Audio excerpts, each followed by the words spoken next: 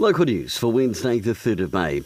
The housing market nationally continues to show signs of normalising, with prices in most regions stabilising. According to real-time data released from realestate.co.nz, the Wairarapa region is feeling the supply pinch though, with the total number of properties available for purchase in April down 47.1%. The average property asking price in April moved only 2.1% above the previous month nationally, and in most regions movement was negligible. The Wairarapa is the exception, however, up 14.8%. The government of Japan has announced an honour for former South Wairarapa Mayor and now Greater Wellington Regional Councillor Adrian Staples. Mrs Staples will be bestowed with the Order of the Rising Sun in recognition of her contribution towards promoting the friendship and mutual understanding between Japan and New Zealand. Labour candidate Kira McAnulty has been listed at 37 on the Labour Party list.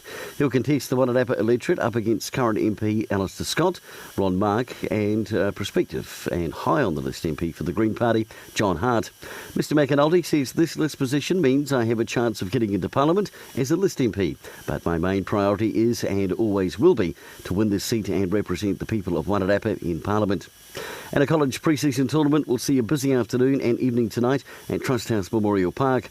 The Rathgill and Makaurau and Kirinui first 15s play alongside the Wairarapa College and Makaurau seconds and Waikato thirds team, who will all play the mini tournament, kicking off at around 4:30 this afternoon. The last game is scheduled for around 20 to 8. For local news and sport, I'm Brent Gare.